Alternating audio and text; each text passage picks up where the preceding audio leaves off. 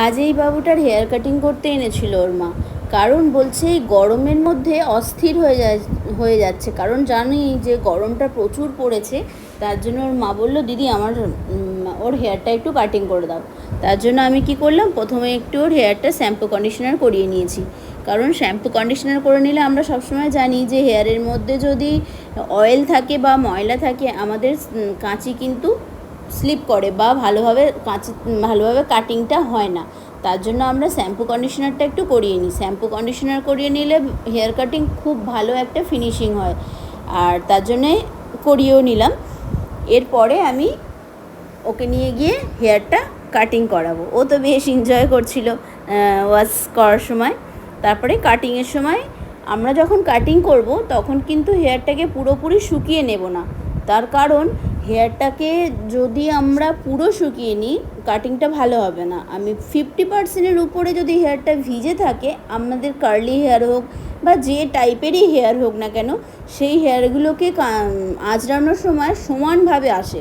আর সমানভাবে আসার ফলে কি হয়, আমাদের কাটিংয়ের ফিনিশিং দেখতে খুব ভালো লাগে, যেটা আমাদের শুকনো হেয়ারের মধ্যে যদি আমরা করি ওই রকম আসে না, আর ভিজে হেয়ারে সেটা হয়।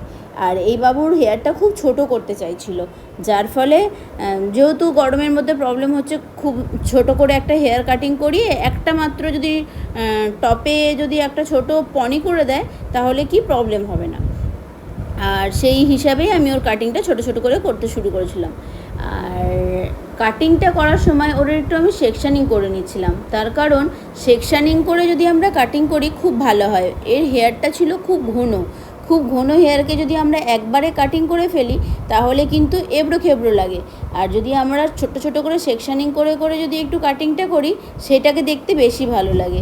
আমি তাই বাবুর হেয়ারটাকে একটু সেকশানিং করে করে হেয়ারটা কাটিং করছিলাম। আর কাটিং করার পরে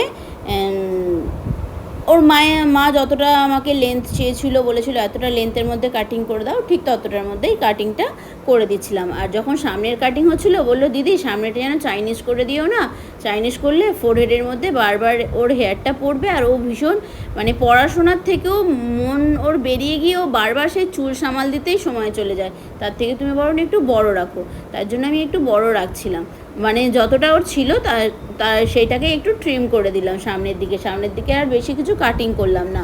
তাতে এইটাই ওর মায়ের একমাত্র পছন্দ হয়েছে, যে দিদি তুমি এরকমই রাখো, তাহলে আমার জন্য খুব সুবিধা, ওর জন্য খুব সুবিধা এই গরমেতে।